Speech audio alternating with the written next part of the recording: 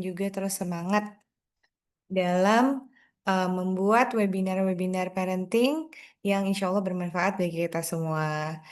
Nah, saya mau ucapkan selamat malam buat Ibu dan Bapak para peserta webinar. Senang sekali bisa berjumpa secara virtual dalam acara webinar parenting, mengasuh tanpa menjajah, VOC Parenting versus Gentle Parenting. Perkenalkan, saya Tiasi Ariandini. Saya seorang primary educator yang malam ini akan bertugas sebagai moderator dan menemani Ibu dan Bapak selama sesi berlangsung. Jadi, acara ini merupakan hasil kolaborasi antara Psikologi Anak Usia Dini, komunitas kita, dan Iluni Banten, UI. Ini UI Banten. Jadi Iluni UI itu ada banyak wilayahnya di yang pusat dan kebetulan ini kita kolaborasi sebagai media partner adalah Iluni UI wilayah Banten yang memiliki tujuan untuk membuka ruang refleksi bagi para orang tua dan juga pendidik dalam memahami beragam pendekatan pola asuh masa kini. Nah, saat ini kita akan berkenalan dengan narasumber. Tapi sebelumnya, saya ingin kilas balik dulu kepada Bapak dan Ibu. Banyak dari kita yang mungkin dibesarkan dengan gaya asuh nih ya, pola asuh yang seperti penjajah gitu ya. Keras, penuh aturan, dan kadang membuat kita takut atau kadang ada trauma yang apa namanya belum sembuh gitu ya dalam inner child kita.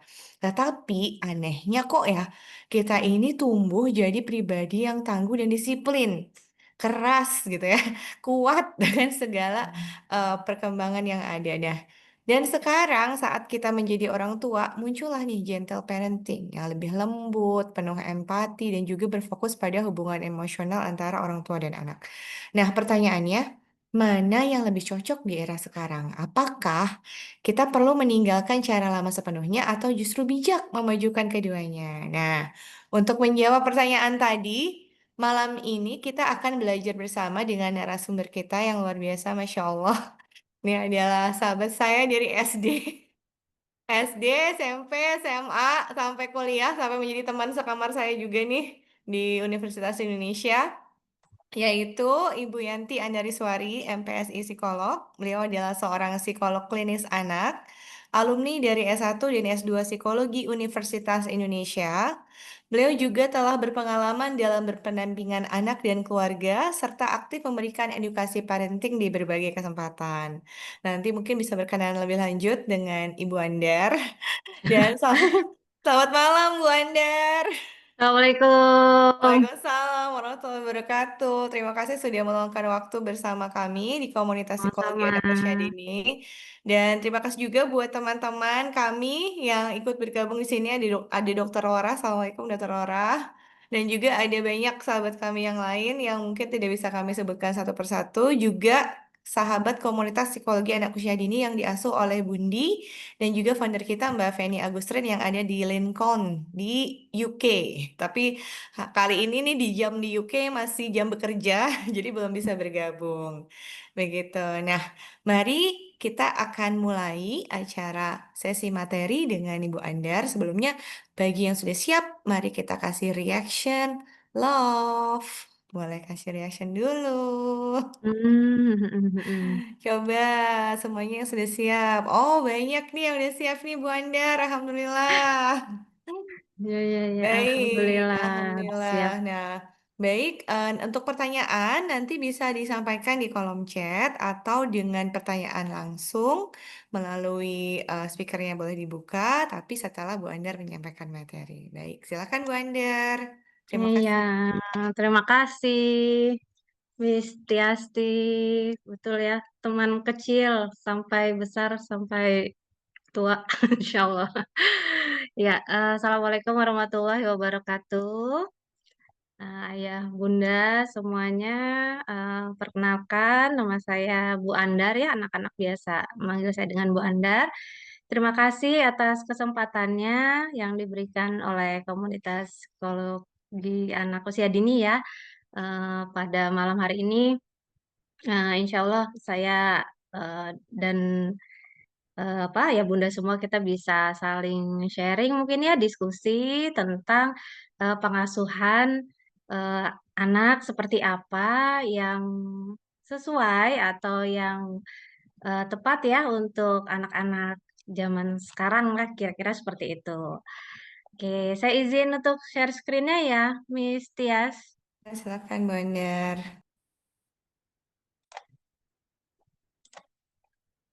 Oke.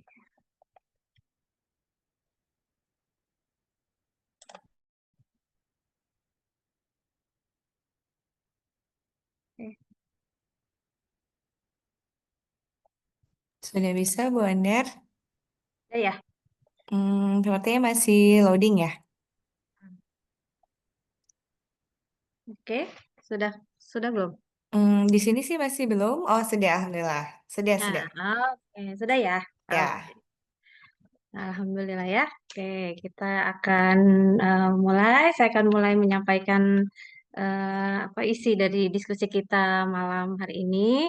Nah, jadi seperti yang tadi sudah ada intronya ya dari Miss Tias, mungkin kita sebagai orang tua dulu dibesarkan dengan pengasuhan seperti ini, kemudian kita terapkan dengan anak kita yang sekarang pengasuhan yang sama dengan sebelumnya kok kadang berhasil, kadang tidak gitu ya. Sehingga saat ini muncul istilah-istilah yang sebenarnya ini istilah VOC parenting atau gentle parenting itu adalah istilah yang kekinian nih gitu ya. Maksudnya yang memang itu muncul istilahnya dari masyarakat begitu ya, yang itu kemudian kalau yang tegas, yang keras disampaikannya VOC. Kemudian kalau yang lembut, yang mungkin nggak pernah marah gitu ya, yang menegurnya halus gitu, tuh gentle parenting. Jadi ini istilah yang sebenarnya kalau di bidang psikologi nanti akan saya infokan sebenarnya kalau di psikologi itu namanya apa gitu. Nah, karena ini kan memang istilah yang apa karena sosial gitu ya, karena lingkungan sosial kita. Nah, sebelum kita bahas tentang pengasuhan A, pengasuhan B atau yang lain, mungkin kita perlu dulu menyamakan persepsi kita tentang apa sih sebenarnya pola asuh gitu ya, sehingga nanti kita bisa memahami sebenarnya unsur yang ada di pola asuh itu apa aja yang perlu kita perhatikan.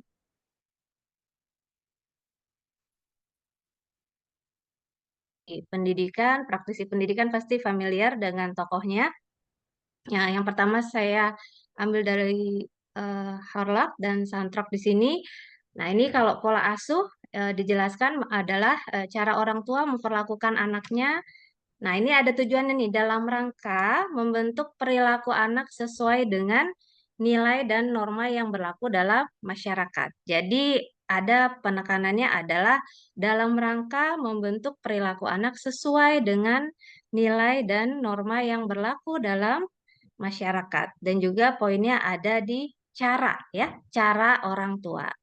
Nah, kemudian di tokoh yang berikutnya nah, pola asuh adalah cara ya, kembali cara orang tua membesarkan anak dengan menggabungkan sikap, perilaku, dan interaksi. Ini dia, interaksi yang menciptakan suasana emosional.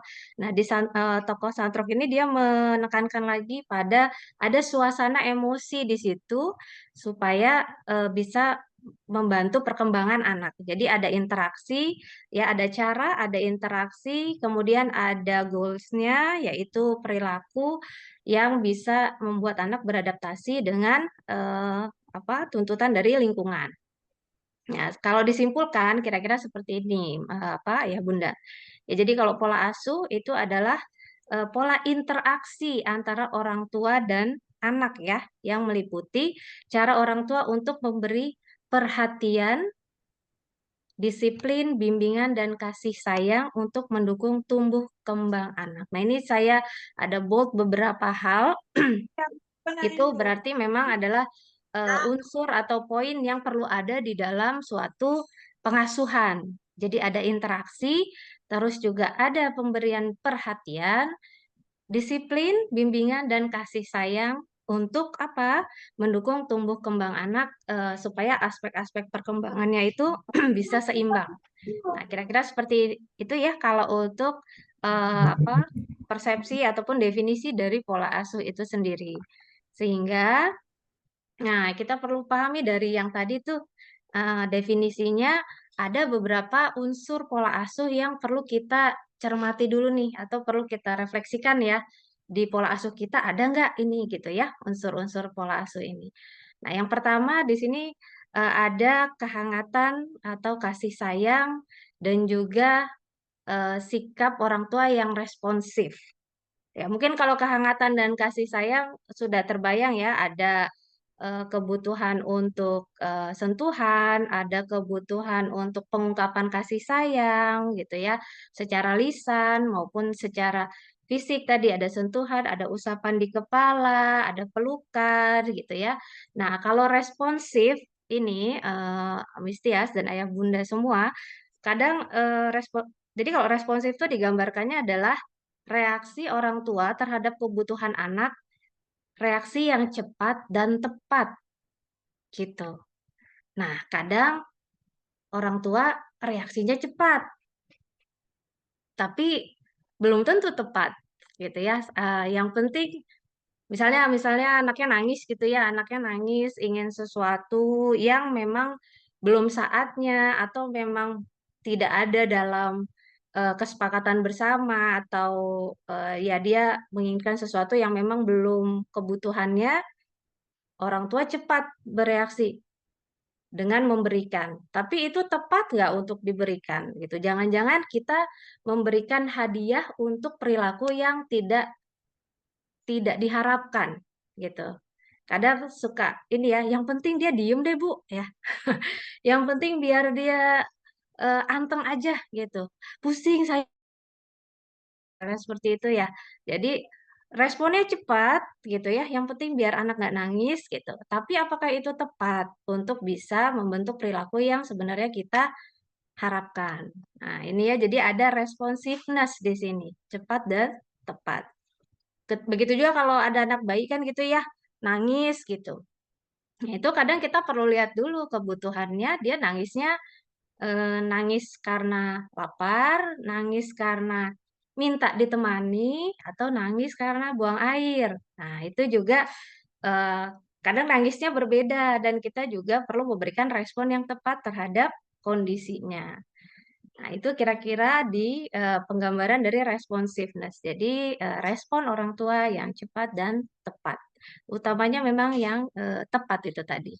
Kemudian ada komunikasi tentu ya. Yang namanya komunikasi berarti dua arah. Jadi, bukan instruksi saja. Kalau instruksi kan hanya satu ya dari tokoh apa otoritas di rumah yaitu orang tua. Tapi di sini ada komunikasi, berarti juga ada timbal balik dari anak. Anak bisa mengemukakan pendapatnya, bisa menceritakan isi hatinya, bisa juga mungkin eh, apa menceritakan apa yang ada di pikirannya gitu ya. Jadi komunikasi itu juga jadi hal penting. Dan Ada bun, ya eh ada komunikasi. pemain aku pakai warna hijau. Iya, dan komunikasi ini penting sekali untuk orang tua, tidak hanya jago untuk bicara sama anak, tapi juga perlu lihai untuk atau untuk jago mendengarkan. Nah, kadang orang tua suka lupa mengasah keterampilan mendengarkan. Jadi yang diasah tuh kemampuan untuk eh, bicara saja gitu ya. Jadi katanya kalau ngomong sama anak harus lembut, harus apa gitu, nggak boleh marah-marah. Nah, mungkin yang diasah di situnya saja, tapi kita lupa untuk mengasah keterampilan mendengarkan. Itu sementara di komunikasi penting sekali untuk bisa jadi eh, good listener gitu ya. Perlu belajar ngedengerin dulu sebelum kita nimpalin atau sebelum kita apa memberikan reaksi, sebelum kita membahas apa yang dibicarakan oleh anak kita. Nah, itu di unsur komunikasi. Kemudian juga di unsur pola asuh itu tetap ada yang namanya kendali, kontrol ya, dan disiplin gitu. Nah, mungkin saya mau bahas tentang disiplin ini ya. Kalau kita bicara, kadang saya suka tanya, disiplin itu apa sih ayah bunda gitu ya. Nah, itu biasanya jawabannya nggak jauh-jauh berkaitan dengan waktu. Disiplin itu anak harus tahu waktu A, B, C, D gitu. Nah, tapi sebenarnya yang namanya disiplin itu dia tidak hanya berkaitan dengan penggunaan waktu, tapi disiplin adalah bagaimana dia bisa berperilaku, bersikap sesuai dengan situasi yang dia hadapi gitu. Jadi sebenarnya bisa bisa diperluas. Disiplin itu nggak hanya berkaitan dengan dia punya rutinitas saja, tapi bagaimana dia bisa bersikap di dalam rutinitas itu. Dan tetap perlu ada kendali atau kontrol dari orang tua gitu. Nggak bisa yang wah sekarang kalau saya ngikutin alurnya anak aja Bu gitu, terserah dia mau ini, dia mau mau main di luar, kan dia perlu eksplorasi Bu, terserah nggak apa-apa dia main aja di luar, mainnya sampai maghrib misalnya gitu ya, sampai lupa makan, sampai lupa dia harus mandi, sampai lupa dia harus istirahat, misalnya gitu ya. Nah, itu juga membuat anak menjadi tidak memahami kendali, tidak memahami batasan-batasan. Nah, itu unsur yang perlu ada di pola asuh. Kemudian juga ada konsistensi dalam tindakan. Kayaknya, sepertinya konsistensi ini adalah salah satu tantangan orang tua yang cukup besar ya, terutama kalau ada eh, pihak lain yang ikut terlibat dalam pengasuhan. Itu misalnya tinggal bersama ada pengasuhnya atau ada kakeknya, neneknya gitu ya. Misalnya orang tua sudah punya aturan, sudah punya batasan-batasan, tapi kemudian ada pihak keluarga lain yang terlibat, lalu tidak sesuai dengan batasan orang tua, akhirnya nggak konsisten. Nah, itu jadi mempengaruhi pembentukan perilaku anak. Nah, ini juga jadi tantangan tersendiri. Atau bahkan kadang ayah dan ibunya aja beda.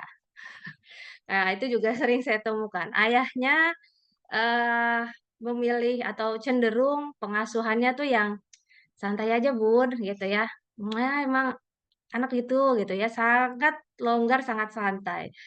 Berbalik sama ibunya misalnya, kalau ibunya nggak bisa ya, dia harus mandiri, dia harus bisa ini, dia ini ya. Baru aja tadi pagi saya konseling dengan orang tua yang itu ayahnya sangat ini momen momen nih Bun, dia nggak akan kayak gini lagi ya sama kita ya, nggak akan dia minta lagi bantuan kita kalau dia udah besar, harus dinikmatin. Ibunya ya tapi dia umurnya udah segini, dia harus mandiri. Nah tuh jadi beda.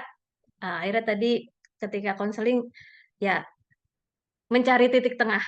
Gimana caranya yang ibunya standarnya tinggi di apa agak diturunin sedikit, ayahnya yang enggak, saya nggak bikin standar apa-apa ke anak saya, agak dinaikin Pak sedikit gitu. Jadi bisa seimbang atau kalaupun ada kesenjangan nggak terlalu jauh sehingga anaknya pun memahami perilaku apa yang sebenarnya diinginkan oleh orang tuanya. Nah, ini di unsur pola asuhnya ya, yang mudah-mudahan kita bisa refleksi nih, apakah keempat unsur ini ada dan sudah berjalan dengan sesuai. Nah, kemudian kita membahas tentang VOC dan gentle parenting. Nah, ini kalau dari tulisannya, Ayah Bunda apakah bisa menebak mana yang VOC, mana yang gentle parenting? Ya, mungkin udah kebayang banget ya sisi yang sebelah mana ya, sisi yang sebelah kiri yang ada kalimat orang tua berperan sebagai otoritas utama. Nah, ini fokus pada ketaatan dan hasil ya. Fokus pada kepatuhan dan hasil, sering menggunakan perintah, ancaman, atau hukuman untuk mengendalikan, mengontrol perilaku anak, dan biasanya bentuk komunikasinya satu arah ya, bukan komunikasi ya, instruksinya itu satu arah. Ikuti kata ibu, udah nurut aja apa ayah bilang, udah apa lakukan aja gitu, nggak usah banyak tanya. Nah itu ya, jadi langsung satu arah aja. Nah, ini yang saat ini banyak dikatakan bahwa ini termasuknya VOC parenting yang memang otoritas ya tidak berbagi ini ya otoritas dengan anak gitu. Nggak ada yang namanya sharing power gitu. Nah, ini di VOC parenting nih kelihatan ya. Biasanya ciri khasnya seperti ini. Nah, kalau yang gentle digambarkan adalah, nah di sini orang tua berperannya sebagai pembimbing ya, sebagai pendamping, bukan satu-satunya yang punya otoritas, bukan penguasa. Jadi dia berjalan beriringan dengan anak. Kadang kalau anaknya masih kecil, kita di depan gitu ya. Ntar anaknya makin agak besar, kita udah mulai apa berjalannya beriringan, beriringan, beriringan. Anak makin besar, kita makin mundur, makin mundur. Dia udah bisa jalan sendiri, dia udah mandirinya lebih baik, kita tinggal di belakang aja, tinggal mantau-mantau aja gitu. Jadi pembimbing, pendamping sesuai dengan kebutuhan usianya. Nah, kemudian fokusnya itu tidak selalu pada hasil, tapi pada proses. Gimana dia bisa memahami apa efek dari perilakunya, kenapa alasannya kamu melakukan itu, dan berusaha untuk memahami emosi si anak ini, gitu ya, dan tidak menggunakan kekerasan fisik atau verbal gitu kalau di gentle parenting. Kemudian mendorong anak belajar dari konsekuensi alami bukan hukuman. Nah, biasanya memang di sekolah, kebetulan saya juga di sekolah ya, apa eh, kerjanya. Nah, itu memang membiasakan ke anak-anak itu untuk kita pakai bahasanya adalah konsekuensi gitu. Jadi bukan kamu dihukum ya karena kamu tadi melakukannya ini gitu. Tapi kita berikannya kamu dapat konsekuensinya adalah A karena tadi kamu berperilaku seperti ini. Dan idealnya ketika sebuah aturan itu berjalan itu perlu diinfokan sebelum sesuatu itu terjadi gitu. Jadi aturan itu idealnya adalah diinfokan sebelumnya baru berjalan aturannya gitu. Jadi tidak bisa yang tiba-tiba gitu ya sesuai pemikiran orang tua aja nih dia begini oh berarti konsekuensinya A. Nah, tapi itu sangat spontan. Nah, itu yang biasanya membuat anak menjadi merasa nggak nyaman ya, karena nggak dikasih tahu sebelumnya. Harusnya tuh aku perilakunya seperti apa, konsekuensinya gimana. Nah, itu yang kadang juga di beberapa orang tua suka lupa untuk menginfokan di awal. Nah, ini ya, jadi kita coba mungkin ya untuk sekarang membahasakannya adalah lebih ke konsekuensi gitu. Jadi anak akan secara sadar dia melakukan perilakunya, bukan untuk menghindari hukuman, bukan karena takut nanti tidak dapat sesuatu gitu ya. Bukan karena aku harus belajar nih supaya bisa main HP. Ah, itu tadi ada juga yang seperti itu ya. Jadi anaknya tuh mau belajar bukan karena memang dia senang dengan kegiatan belajar, tapi karena kalau nggak belajar, aku nggak boleh dapet handphone gitu. Nah, ini yang perlu eh, kita coba refleksikan juga. Nah, kalau kita bicara tentang dampak ya, maksudnya secara jangka panjang gitu, seperti apa ya kira-kira dampaknya bagi eh, anak gitu. Nah, ini sebenarnya kalau di VOC parenting versi dari apa namanya ya, definisi dari sosial kita, dampaknya itu anak akan menjadi anak yang patuh gitu, nurut gitu karena memang sangat keras aturannya dan kaku ya. Tidak bisa ada ya kalau A A gitu ya, nggak bisa ada boleh nggak A plus B gitu nggak ada gitu. Kalau ada A A nggak bisa diganggu gugat gitu ya, nggak bisa ada boleh nggak aku ini dulu baru aku ngerjain itu. Boleh nggak aku ya itu nggak ada di sini. Jadi anak akan menjadi anak yang patuh ya mungkin jadinya cenderungnya sangat patuh ya gitu. Jadi yang ngikutin aja. Nah, kemudian tumbuh dengan struktur dan batasan yang jelas. Tentu karena tadi udah jelas tuh, harus habis ini tidak ada yang lain, sikap kamu harus A, tidak boleh yang lain gitu ya. Jadi batasannya sangat jelas. Nah, anak bisa dia jadi anak yang nurut nih, nggak nggak apa ya, nggak ngeyel, nggak protes gitu, nggak komplain dan yang lain-lain, tapi bisa juga efeknya atau dampaknya adalah anak jadi takut salah gitu ya. Jadi udah dia akan ngikutin aja panduannya. bahkan dia tidak muncul tuh inisiatif untuk kalau misalnya ada masalah, nyelesainnya yang sudah diajarkan A, kalau A itu nggak berhasil, dia nggak akan berinisiatif untuk nyoba cara yang lain, gitu. Karena dia takut salah. Yang dia tahu adalah yang diajarkan orang tuanya ya harus A, gitu, misalnya. Ya udah, dia akan menjadi apa ya? Biasanya inisiatifnya ya yang jadi kurang gitu. Jadi pasif gitu. Itu juga yang biasanya muncul. Tidak percaya diri ya karena tidak terbiasa untuk ditanya menurut kamu gimana gitu. Pendapat kamu kalau kita misalnya melakukan ini dulu baru yang berikutnya seperti apa pendapatmu gitu ya. Jadi dia nggak yakin dan dia jadi sulit mengekspresikan pendapat. Dia nggak tahu harus berpendapat gimana. Dia akan biasanya anak ini akan menjawab terserah mama, terserah ayah, terserah ibu gitu, terserah bunda deh gitu. Mau pakai baju yang mana terserah, mau makan apa gitu, terserah, atau mau sekolah di mana terserah. Nah, itu yang apa biasanya dampaknya akan seperti itu. Kemudian hubungan emosi dengan orang tua jadi eh, nggak nggak dalam gitu ya, nggak deket gitu ya, karena yang dimunculkan adalah perasaan takut gitu, takut mama marah, takut papa marah gitu ya, gitu. Jadi yang biasanya muncul adalah gitu dan berusaha menghindari marahnya itu gitu ya, menghindari marahnya itu.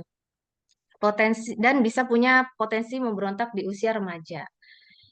Nah, ini saya cerita dikit ya, Miss Tias dan Ayah Bunda. Jadi, eh, ada salah satu klien sudah umurnya 20 berapa? 21, 22 gitu ya, perempuan. Nah, setelah dia konsul, awalnya konsulnya gini, kenapa ya aku tuh eh, nggak punya sahabat gitu. Aku takut untuk punya sahabat gitu. Karena kenapa gitu? Karena kalau aku sudah dekat dengan orang, aku takut dia kecewa sama aku gitu. Aku merasa tidak cukup baik untuk dia. Ke sahabat nih, dia apa? Dia bilang gitu. Aku merasa aku nggak cukup baik untuk dia. Jadi kalau ada teman yang sudah mulai deket-deket ke dia gitu ya, maksudnya udah mulai sering ngabisin waktu bareng, udah apa chatnya juga mulai intens gitu. Itu dia nanti akan kayak hilang gitu. Nggak, malah justru nggak berusaha untuk mendekatkan diri. Ntar tiba-tiba dia nggak muncul atau dia menarik diri dia gitu ya. Nah, menghindari apa attachment yang lebih jauh.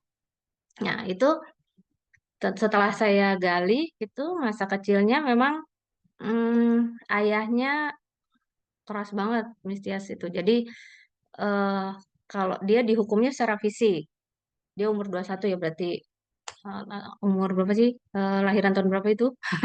Ya dua ribu sekian lah ya gitu. Nah, itu jadi kalau dimarahin itu ayah selalu bilang nggak boleh nangis. Gitu. Kalau dipukul pakai, dia kena pukulan, masih pakai fisik. Dipukul anak ini perempuan ya, nggak boleh nangis, nggak boleh nangis gitu. Akhirnya ya memang dia nggak pernah nangis gitu, nggak pernah nangis. Bahkan eh, ketika dia dikasih hukuman fisik seperti itu, ibunya yang ada di situ tidak membela gitu, nggak bereaksi apapun, ngapa namanya ya, nggak mendukung ayahnya enggak, tapi juga mencegah ayahnya juga enggak. Jadi diem aja gitu ibunya. Nah, anak ini akhirnya tumbuh menjadi anak yang bahkan dia pun bingung dengan dirinya sendiri dalam arti dari segi emosi ya. Aku nih kenapa ya Bu? Kemudian dia awalnya tuh bilangnya gitu. Kemudian aku nggak punya sahabat. Aku kok takut ya sama orang. Aku nggak mudah percaya orang lain dan sebagainya gitu ya. Awalnya dia ceritanya itu. Karena dia udah umur 21 kan pengen punya relasi yang lebih dekat gitu. Nah, ternyata emang ujungnya kalau ditarik itu di pengasuhan masa kecil yang amat sangat keras gitu ya. Yang amat sangat keras fisik ada. Terakhir dia bilang tahun lalu Bu, itu saya masih, jadi dia naik motor pulang malam gitu ya. Pulangnya kemalaman karena memang ada agenda gitu, ada kerja. Tapi ayahnya marah, akhirnya motornya ditendang. Posisi dia masih di motor dan itu menimpa badan dia. Saat itu dia bilang, saya udah nggak nangis Bu, digituin gitu. Dia bilang seperti itu karena tahu ayahnya memang dari kecil, dari dia kecil selalu bilang nggak boleh nangis. Kalau kalau dihukum nggak boleh nangis gitu. Tapi Mistias itu ketika proses konseling isinya air mata semua. Isinya nangis saja selama 1,5 jam itu isinya nangis. Ntar diam sebentar, saya tanya lagi, nanti nangis lagi gitu. Dan ternyata eh, ketika saya tanya sekarang yang kamu inginkan apa gitu, jawaban dia, aku ingin meluk mama. Jadi dia nggak pernah dipeluk, nggak pernah berpelukan sama ibunya gitu. Terus aku ingin memeluk mama, tapi aku gengsi kata dia. Aku gengsi karena ada marah gitu, ada kemarahan. Kenapa dulu aku nggak dibela sama ibu aku gitu ya? Nah itu eh, ibunya nggak melakukan kekerasan tidak, tapi juga tidak memberikan apa pembelaan yang sebenarnya diharapkan gitu. Jadi kalau sekarang hubungannya anak ini ingin ngasih perhatian tapi gengsi. Misalnya dia beli makanan nih, sengaja buat ibunya gitu pulang. Tapi dia bilang ke ibunya, ini ada yang ngasih aku gitu.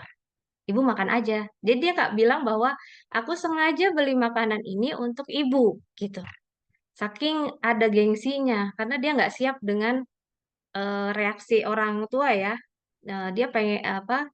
Nggak siap kalau misalnya orang tuanya tidak memberikan apa respon yang dia harapkan, nggak bilang terima kasih, nggak bilang ya makasih ya sayang, nggak bilang kayak gitu. Dia khawatir dengan itu. Akhirnya dia selalu menjaga jarak dari segi emosi-emosi gitu. Nah itu VOC banget sih kalau yang itu. Karena emang fisiknya masih sampai besar gitu ya, kekerasan fisik dan verbalnya.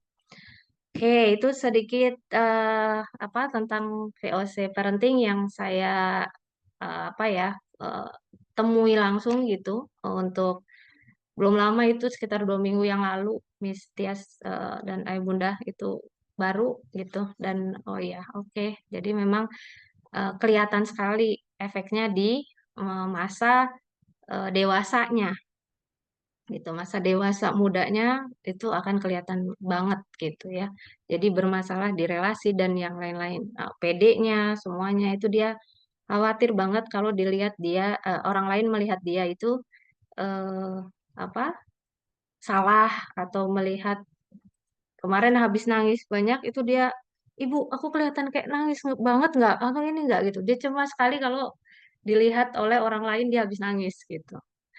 Nah itu ya saya sharing apa kisah itu. Nah kemudian kita berpindah ke dampak gentle parenting. Nah, ini umumnya biasanya anak akan lebih percaya diri dan berani untuk berpendapat karena dia diberikan sarana untuk komunikasi gitu ya. Tadi ada komunikasi dua arahnya, jadi anak terbiasa ditanya gitu. Dia bisa ketika dia berpendapat juga dikasih apresiasi. Oh iya, terima kasih ya kakak sudah mau bercerita gitu ya. Dan biasanya hubungan orang tua dan anak jadi lebih hangat gitu. Anak belajar mengelola emosi dan empatinya ya karena tadi fokusnya salah satunya adalah di pemahaman emosi ya. Nah, itu biasanya akan juga berimbas pada kemampuan anak mengelola emosi. Nah, tapi biasanya tantangannya kalau mau kalau gentle parenting, nah ini berasa nggak nih? Butuh kesabaran dan konsistensi yang tinggi ya, kesabaran dan konsistensi yang tinggi. Nah, dan juga pasti perlu waktu lebih lama untuk melihat hasil gitu ya. Sabar, konsisten itu bukan Ditulisnya mah gampang ya, tapi prakteknya Masya Allah susah banget gitu. Iya Bu, kalau lagi waras mah aman Bu gitu. Tapi kalau lagi capek, kalau lagi pusing gitu ya, anak yang satu, apalagi anaknya banyak gitu, wah itu udah nggak tahu kayak apa Bu itu di rumah kadang ada orang tua dan saya pun kadang apa dengan anak-anak ya ada eh, apa kondisi-kondisi tertentu. Dan ini kalau tadi di VOC parenting itu fokusnya pada hasil, ini fokusnya pada proses. Jadi pasti perlu waktu lebih lama. Bu, dia udah saya kasih tahu nih satu kali gitu. Kok besoknya masih diulangi lagi gitu. Saya udah kasih tahu berkali-kali sampai mungkin orang tuh bilang, "Kamu tuh nggak ngerti ya, udah dibilangin." Nah, itu padahal memang ya emang anaknya belum paham gitu ya sehingga perilakunya belum terbentuk. Gitu ya. Jadi kemudian juga orang tua tuh untuk yang gentle parenting biasanya perlu menyadari ya kondisi diri sendiri dan perlu terampil untuk berefleksi. Ini perilaku anak ini muncul karena apa ya? Karena kita melakukan apa ya gitu. Karena treatment kita ke anak kita seperti apa? Apakah dia salah memahami kah atau waktunya, timingnya nggak pas gitu ya ketika kita ajak ngobrol padahal kebutuhan dia untuk curhat ke kita belum terpenuhi kita udah ngasih tahu udah nasehatin gitu misalnya gitu ya nah itu yang perlu dimiliki oleh apa orang tua. Nah ini yang menariknya di media sosial gitu yang saya perhatikan gitu ya ada beberapa mispersepsi tuh kesalahpahaman yang umum banget dimiliki oleh beberapa ya atau sebagian orang ya gitu bahwa kalau VOC itu pengasuhan yang paling bisa dipakai untuk membentuk disiplin anak gitu. Jadi anak apa harus keras supaya anak disiplin gitu. Nah, padahal sebenarnya ketika kita tahu kondisi anak, kita bisa menggunakan cara-cara berkomunikasi, cara-cara juga bernegosiasi yang membuat anak itu sadar bahwa dia harus melakukan sesuatu gitu. Nah, kemudian ada juga kesalahpahaman yang biasanya muncul tuh kalau anak dikerasin dari kecil, dia tumbuh jadi anak yang sukses gitu. Karena dia terbiasa nih dengan apa namanya tempaan-tempaan dari orang tuanya. Biasa dikerasin, jadi dia ketika menghadapi dunia luar yang lebih keras, dia udah biasa gitu. Nah, itu kata siapa juga begitu ya. Nah, jadi nggak harus keras itu di apa namanya ya. Dunia itu keras memang gitu, tapi apakah keluarga kita perlu jadi miniatur dari kekerasan itu kan tidak gitu ya. Kita bisa punya cara-cara lain yang membuat anak jadi tangguh sesuai dengan masanya tanpa harus menjadi eh, tanpa harus mencontohkan kekerasan di dunia luar tuh dibawa ke rumah gitu. Karena rumah tetap perlu menjadi situasi atau tempat bagi anak yang aman gitu. Dia mau cari kemana lagi kalau bukan ke rumah rasa aman itu begitu ya. Oke, kemudian kesalahpahaman lagi yang sering muncul bahwa orang tua itu berhak penuh mengendalikan anak. Nah, ini yang biasanya muncul tuh merasa bahwa anak itu adalah milik orang tua sehingga orang tua itu bebas. Saya mau anak ya, saya mau anak saya tumbuh menjadi ini. Boleh punya harapan seperti itu, tapi lihat juga kondisi anaknya seperti apa. Saya pengen dia lebih sukses dari saya, gitu. Oke, silakan, tapi lihat juga proses kesuksesan apa definisi sukses bagi orang tua dan anaknya seperti apa. Nah, itu ya yang perlu dicermati. Nah, kesalahan umum yang muncul di gentle parenting itu katanya dibilangnya tuh orang tua nggak boleh marah gitu. Saya nggak sanggup Bu melakukan gentle parenting. Saya ini tipe orang yang tas gitu. Nggak bisa tuh saya ngomong lembut. Oh nggak boleh ya nak, nggak boleh ini nih ya. Ada orang tua yang saya konseling juga tuh Miss Tias tuh dengan orang tua yang Ibu, saya udah nerapin gentle parenting, Ibu. Saya nggak pernah marah sama anak saya, tapi kenapa dia nggak ngerti ya sama aturan gitu? Ya, Ibu, gentle parenting itu bukan berarti nggak boleh negur anak, bukan berarti nggak boleh bukan berarti nggak boleh marah. Boleh kita marah, boleh kita menegur, tapi dengan pengekspresian emosi marah yang tepat gitu. Bukan marah itu harus dengan sentil, bukan dengan cubit, bukan dengan yang lain-lain, tapi dengan pengungkapan bahwa Adek sudah diingatkan 2 kali. Ini Bunda mau marah nih gitu. Bunda udah hampir marah. Kalau kamu sekali lagi tidak, Bunda bisa marah betulan gitu. Jadi gimana sebaiknya Adek supaya itu tidak terjadi lagi gitu. Jadi bisa dengan pengekspresian emosi marah yang tepat. Jadi bukan berarti gentle parenting itu eh ayo kamu mau apa? Oh ya silahkan gitu. Ma, aku mau ini. Iya, oh boleh gitu ya. Lembut banget. Aduh, itu saya pun nggak bisa kayak gitu ya. Jadi lembut itu eh apa ya? Gentle parenting itu tidak selalu dengan yang harus lembut-lembut gitu. Jadi disesuaikan memang dengan kebutuhan anaknya dan tipe orang tuanya gitu. Jadi jangan nanti anak bingung kalau tiba-tiba orang tuanya berubah jadi lembut, padahal biasanya ngomongnya kencang. Ini bunda kenapa gitu ya? Kok tiba-tiba kok lembut sekali nih? Habis ikut apa ini? Habis ikut kegiatan apa nih gitu ya? Ya itu dia bertahan seminggu, ntar minggu kedua balik lagi ke aslinya gitu. Jadi apa? Ini kadang suka yang muncul nih ada mispersepsi gitu. Gentle parenting itu berarti aman, damai, semua tidak ada apa naik turun di keluarga, tidak ada yang kenceng gitu ya, semuanya tenangnya nggak juga gitu.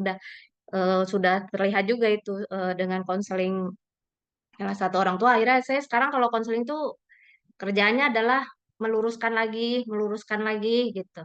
Itu tetap Bapak Ibu anak tetap perlu punya batasan gitu ya, perlu punya aturan biar dia bisa berperilaku sesuai dengan tadi bisa beradaptasi gitu ya, bisa berperilaku sesuai dengan harapan lingkungan gitu. Yang orang tua tadi eh, gentle parenting tadi itu dari medsos belajarnya kebetulan. Jadi dia scroll TikTok yang lain-lain. Bu, katanya gini. Jadi kayak ketika orang tua belajar dari medsos itu rasa-rasanya kayak sudah mengetahui semuanya gitu. Dan itu benar-benar dipakainya tuh plek-plekan banget gitu ya. Padahal pola asuh atau pengasuhan itu sangat kontekstual ya, tergantung dari situasi keluarga, latar belakang orang tua, latar belakang keluarga besar dan yang lain-lain gitu. Nah ini ya. Dan kadang tadi tuh gentle parenting hanya fokus pada emosi anak, tapi nggak menekankan pada konsekuensi perilaku gitu. Pokoknya anak kalau nangis, wah berarti dia sakit hati itu sama kita. Ya nggak juga, nangis itu adalah bentuk ekspresi gitu. Nangis itu adalah bentuk ekspresi anak, bukan berarti ketika kita melarang sesuatu, anak nangis, terus dia nanti inner child-nya masalah nggak Bu gitu, karena dia saya larang. Ya, itu adalah bentuk ekspresi anak, apalagi untuk anak yang masih usia ini ya kecil gitu 5 tahun ke bawah 7 tahun ke bawah itu ya bentuk ekspresi umumnya ya menangis gitu yang penting cara kita menangani tangisannya itu seperti apa. Nah ini ya jadi ya alhamdulillah saya dikasih kesempatan untuk bisa sharing di forum ini ya salah satunya untuk ini kembali ya meluruskan sedikit tentang istilah-istilah ini.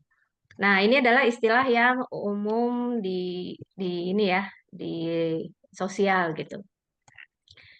Nah, kalau di psikologi, nah ini di ilmu psikologi sendiri ada ilmu yang kami pelajari tentang pola asuh. Itu ada beberapa gitu ya. Nah, yang ini yang saya jelaskan di forum ini nanti ada 4 ya, 4 pola asuh. Nah, yang pertama itu ada namanya otoritarian atau otoriter. Nah, ini ciri khasnya biasanya orang tua menuntut tinggi tapi tidak responsif terhadap kebutuhan anak. Jadi isinya adalah tuntutan. Kamu harus begini, harus begini, harus begini. Aturannya sangat ketat, tidak ada tidak ada ruang untuk bernegosiasi, tidak ada ruang untuk bertukar pikiran, itu nggak ada. Komunikasi tadi hanya satu arah aja. Pokoknya nurut apa kata mama, ya pokoknya harus nurut gitu. Nah, ini hukuman sering digunakan untuk menegakkan disiplin. Jadi isinya hukuman kalau kamu nggak nurut dihukum, kalau kamu nggak ini dihukum ya. Dampaknya pada anak biasanya anak jadi patuh. Cuma kalau saya itu Miss Tias dan Ayah Bunda, saya kalau ketemu anak yang nurut banget, yang zaman sekarang ya, anak-anak sekarang, kalau yang nurutnya banget, itu saya malah khawatir. Gitu. Khawatirnya adalah anak ini dia nggak punya, berarti dia tidak punya ide untuk mengkritisi sesuatu gitu. Apakah misalnya sebuah perilaku ini ke dia itu sebenarnya membuat dia nyaman atau tidak gitu. Dia nggak punya rasa itu karena dia merasanya ya kalau tadi kalau misalnya dicubit ibu ya karena aku yang salah gitu. Selalu jadi anak jadi kalau terlalu patuh malah dia nggak muncul inisiatifnya, malah dia tidak muncul kemampuan berpikir kritisnya dan survive-nya jadi apa kemampuan dia menghadapi masalah juga jadi ini ya kurang berkembang karena dia tidak terbiasa untuk memiliki ide atau mengkritisi sesuatu. Itu saya malah khawatir sih gitu.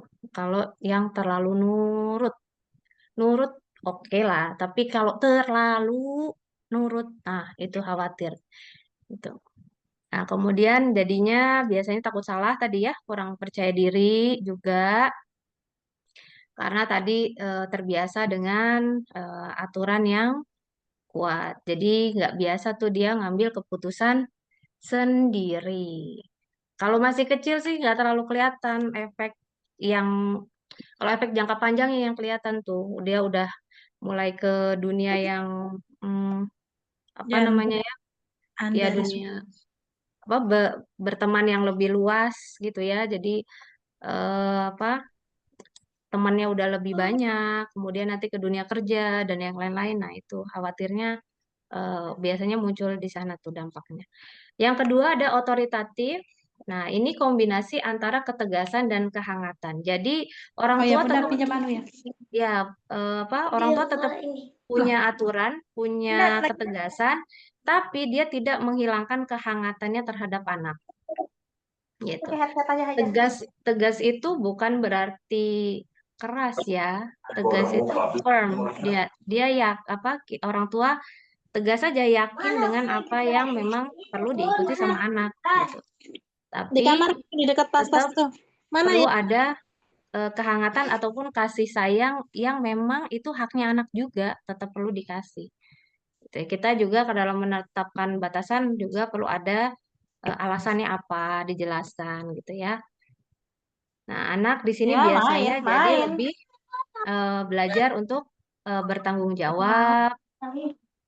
Terus dia jadi lebih percaya diri, dia punya kontrol diri yang lebih baik, dia bisa berempati, bisa beradaptasi ya karena dia biasa terasah kemampuan untuk berpikirnya, kemampuan untuk merasanya. Nah, ini untuk yang otoritatif. Nah, kemudian yang berikutnya ada permisif atau yang memanjakan nih. Orang tuanya hangat, baik banget, responsif, tapi nggak punya aturan, nggak punya batasan, nggak punya kendali. Gitu, kontrolnya nggak ada. Bebas mau ngelakuin apa aja. Anaknya lagi batuk-batuk banget gitu. Mau es krim, boleh, nggak apa-apa. Yang penting kamu happy gitu. Jadi nggak apa, nggak ada batasan sama sekali ya orang tua lebih seperti teman tapi tanda kutip ya teman yang memang ya udah terserah lebih ke terserah kamu gitu orang tuanya yang terserah ke anaknya jadi nggak ada aturan anaknya nggak dicariin belum pulang anaknya terserah dia gitu ya nah ini biasanya anak jadi kurang disiplin kalau terlalu memanjakan apa aja boleh gitu ya jadi cenderung manja dan sulit mengikuti aturan karena terbiasa apa aja boleh. Nah, itu biasanya muncul di sekolah tuh. Kan sekolah sudah mulai ada aturan, aturan, aturan. Nah, dia nggak mau, aku maunya ini ya. Nah, itu ya, ya bisa jadi terbiasa dia dapat apa aja yang dia mau. Oke. Nah, kemudian juga kalau yang berikutnya neglectful ini, jadi orang tua yang cenderung mengabaikan. Jadi ya apa tidak terlibat dalam pengasuhan, dia nggak ada kehangatan, nggak ada kasih sayang, nggak ngasih aturan juga, nggak ngasih perhatian juga, tidak. Jadi ya ibaratnya ya hanya eh, melahirkan gitu ya, melahirkan anak tapi tidak terlibat dalam apa pengasuhan. Nah, ini biasanya untuk ada terjadi sih orang tua yang belum siap misalnya ya memiliki anak gitu, atau ada apa eh, pasangan suami istri yang hubungannya tidak baik sehingga jadi mereka belum selesai dengan hubungan mereka sehingga anak itu jadi terabaikan. Nah, ini biasanya dampak pada anak menjadi merasa nggak disayangi, nggak dicintai, kesulitan dalam hubungan sosial. Nah, itu berpengaruh ke prestasi akademik ya, nggak ada motivasi gitu ya, karena nggak pernah dia dikasih perhatian dan kadang dia mencari perhatiannya di luar rumah ya, mencari validasi dari orang-orang di luar keluarganya, di luar apa selain orang tuanya gitu. Nah, ini jadi kalau eh, saya boleh simpulkan ya, Miss Tias dan Ayah Bunda, bahwa sebenarnya tidak ada pola asuh yang eh, sempurna gitu, karena setiap keluarga memiliki nilai budaya dan tantangan yang berbeda. Makanya setiap ada orang tua yang konsultasi atau yang apa konseling, itu saya berusaha sekali untuk tidak langsung mm, apa menyalahkan ibu salah nih caranya, bapak salah nih. Saya pasti akan gali dulu bapak dari latar belakangnya gimana, keluarganya gitu ya, ibu seperti apa gitu ya, apa mungkin ada dari latar belakang orang tuanya yang membuat eh, yang mempengaruhi pengasuhannya pada anak tersebut gitu.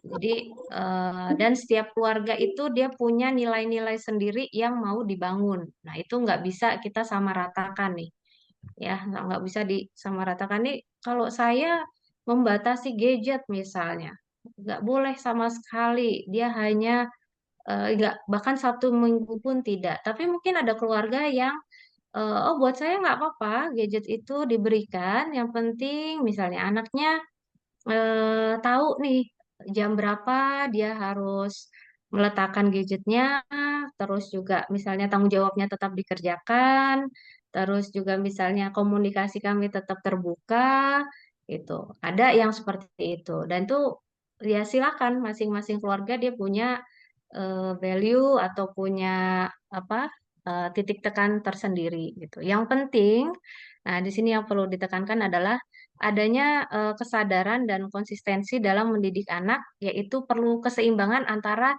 ketegasan dan kehangatan dan kasih sayang itu. Jadi keseimbangan antara ketegasan ya, ketegasannya itu tetap perlu ada, dan juga tetap memberikan eh, rasa aman dan nyaman pada anak.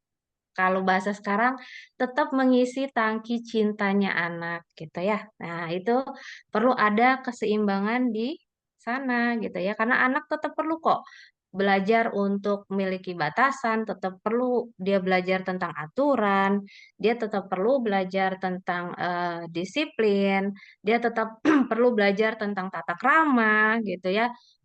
Kalau apa dia sedang berbelanja bagaimana, dia ditawari makanan oleh orang lain seperti apa sikapnya gitu ya. Itu tetap perlu ada batasan-batasan gitu. Saya juga agak kurang nyaman kalau eh, kan masih apa biasanya ya kalau sekarang banyak video namanya anak-anak gitu. Namanya anak-anak gitu. Wajar lah pahami namanya anak-anak. Tar dulu konteksnya apa dulu nih gitu ya. Peran orang tuanya ada atau tidak. Ada video yang anaknya berantakin itu loh makanan di Indomaret. Jadi anak yang berantakin. Nah, terus petugasnya apa? Mungkin menegur orang tuanya yang marah gitu ya.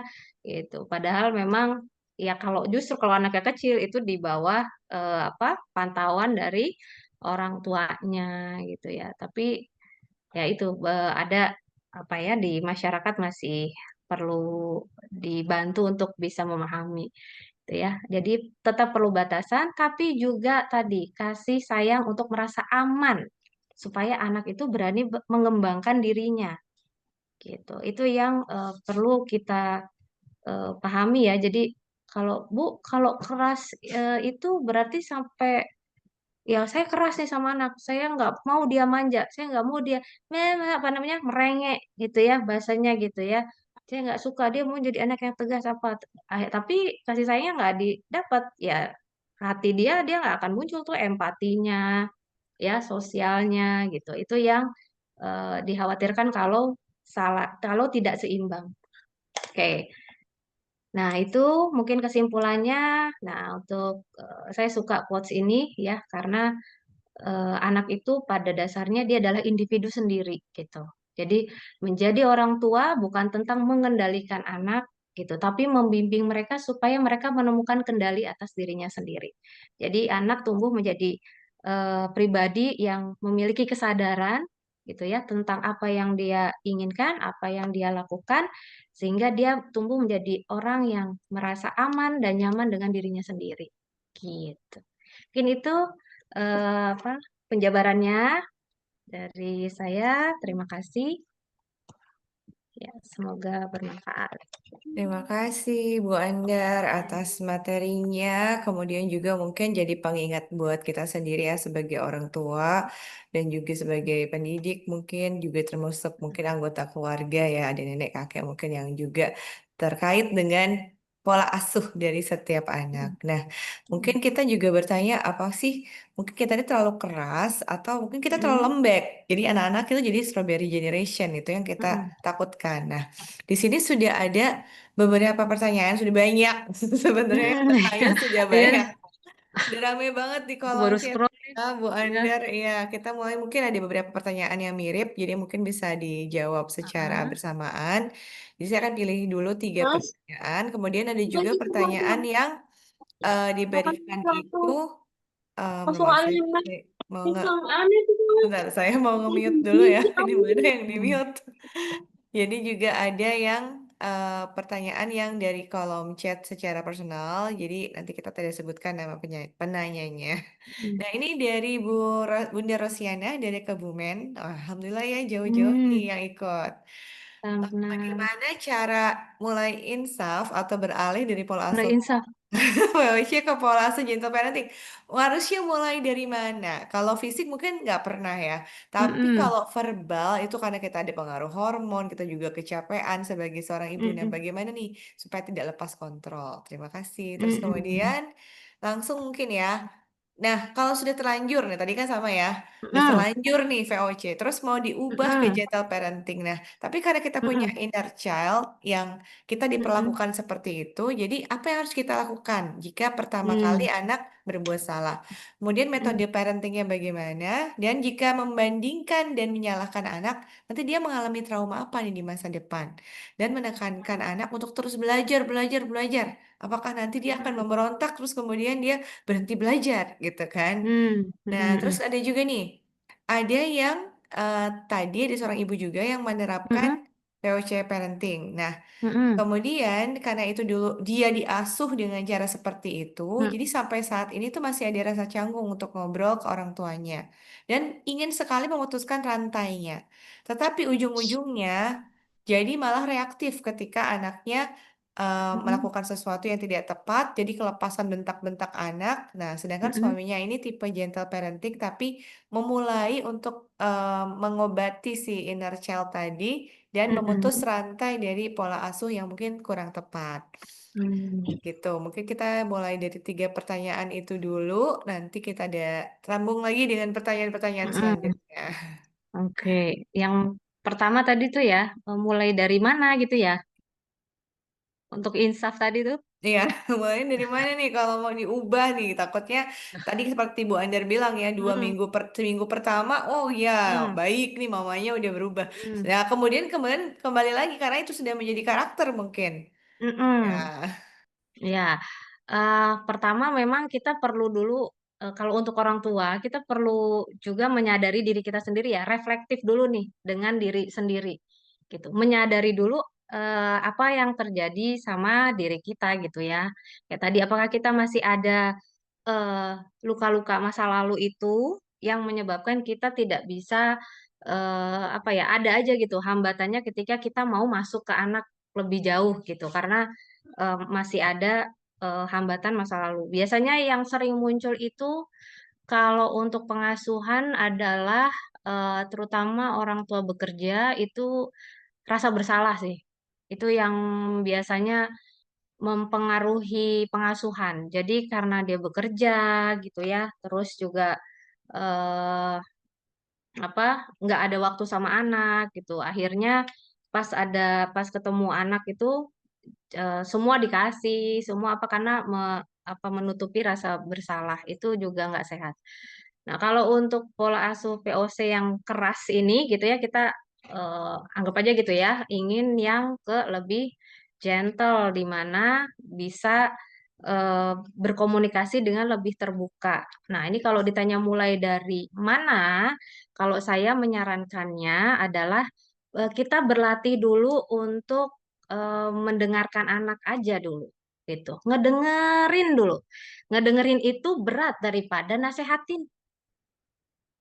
Ya, ngedengerin anak nih, anak cerita nih, cerita aja misalnya, mah masa tadi temanku apa eh mukul aku tiba-tiba gitu.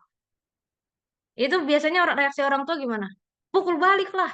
Ya langsung kayak misalnya belum belum selesai ceritanya gitu, belum ada misalnya, oh iya belum langsung, terus apa, harusnya kamu mukul, harusnya gitu, kamu beginilah kalau begini gini. Jadi nasehatin itu udah paling defaultnya orang tua deh.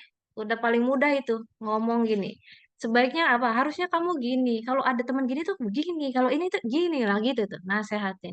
Tapi lupa untuk ngedengerin gitu. Jadi kalau apa, dan mendengarkan itu kita akan bisa dapat banyak informasi tentang anak kalau kita melatih diri untuk bisa mendengarkan.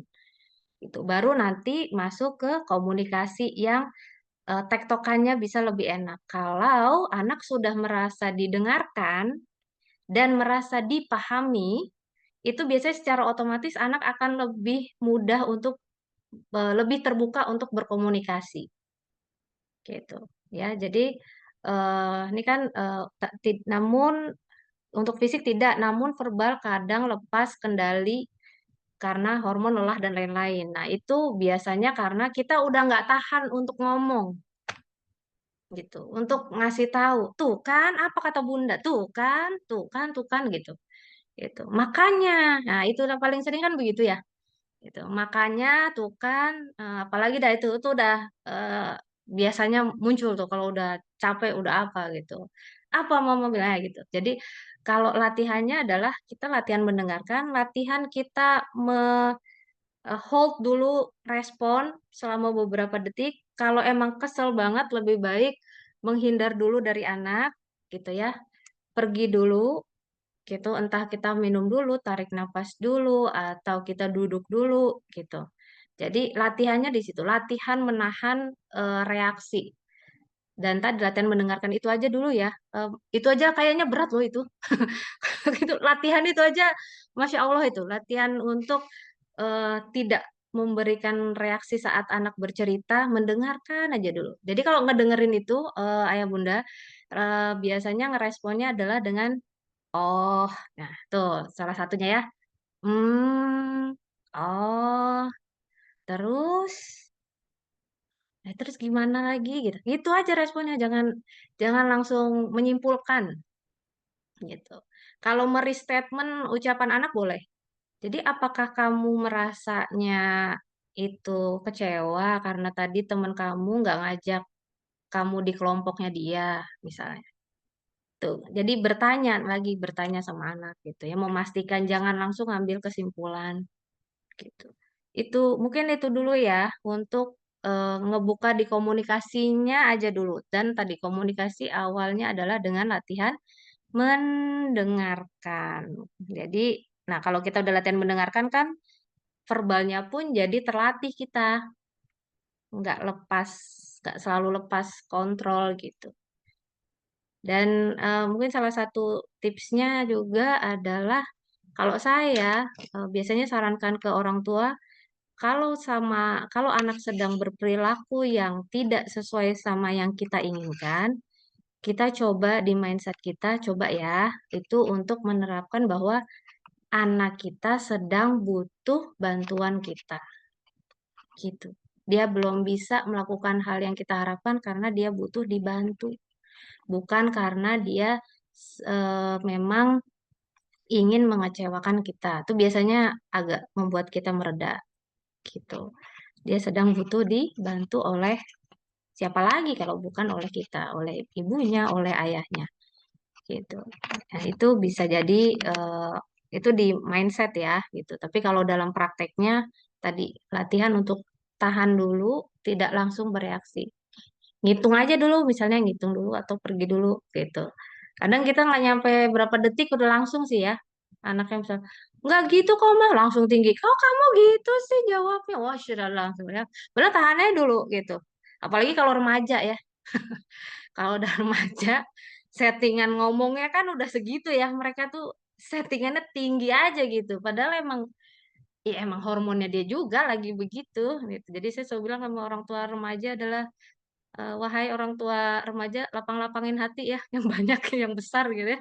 Karena mereka itu kadang bahkan tidak menyadari apa yang sedang mereka rasakan gitu. Bukan bermaksud untuk menyakiti kita. Mungkin itu untuk latihannya, Bu Rosiana dari Kebumen ya. Nah, mulai Baik. dari situ dulu ya.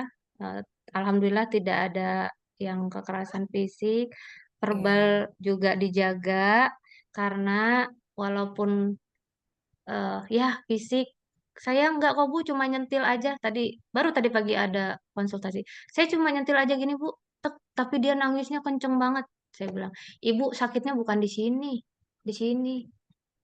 Gitu. Sakitnya dia nggak di sini tapi di sini, makanya dia nangisnya kenceng gitu. Padahal gitu doang Bu. Iya, saya bilang. Ya, jadi sama verbal juga gitu, ya, ngebekas di hati gitu. bekas lah Ini ya. tuh.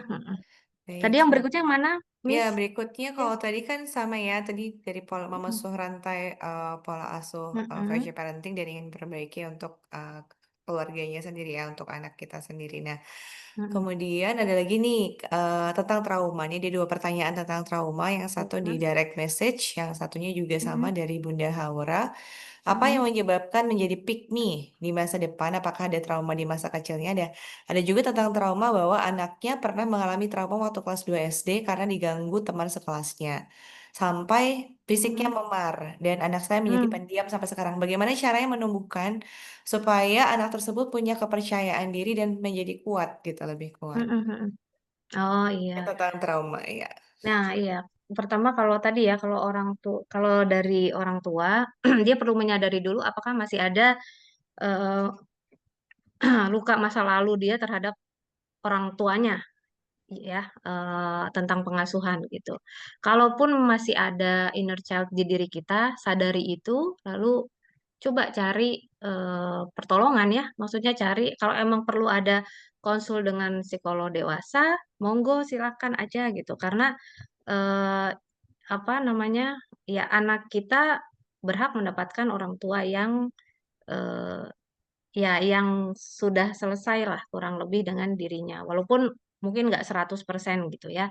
Tapi paling nggak yang bisa mengelola dan bisa mengenali, oh saya udah mulai nih, mulai nggak nyaman nih, saya mulai teringat dengan dulu masa lalu dan yang lain-lain, kita coba jaga jarak dulu sama anak. Kita coba relaksasi dulu, kita coba berpikir kembali sehingga ketika ketemu anak, kita sudah bisa membedakan situasinya gitu. Kemudian eh, kalau misalnya untuk memutuskan mata rantai itu juga perlu kesadaran bersama ya, nggak cuma dari ibu aja gitu. Jadi harus kalau pola asuh ya harus berdua, harus apa?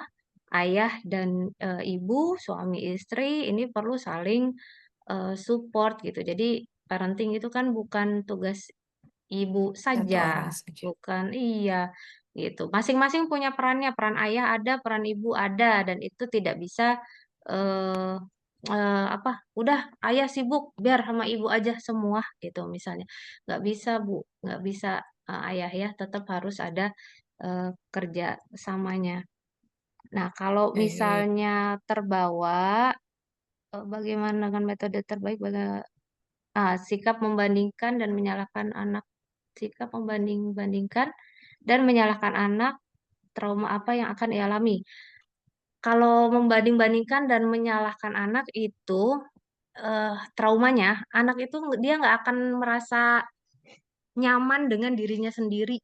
Dia akan selalu berusaha untuk dia pengennya jadi orang lain gitu.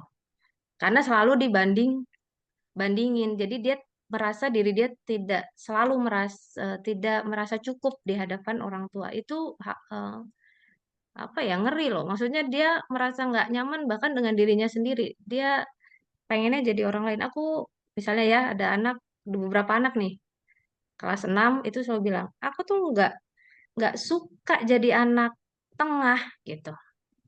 Karena apa semua perhatiannya sama kakak. Kalau nggak sama kakak sama adik, aku nggak diperhatiin misalnya. Atau ada juga anak yang paling nggak enak itu jadi anak bungsu tahu nggak? Oh tuh mereka kalau cerita kan apa ini ya remaja seperti itu. Karena selalu dibandingin sama kakak-kakak aku gitu.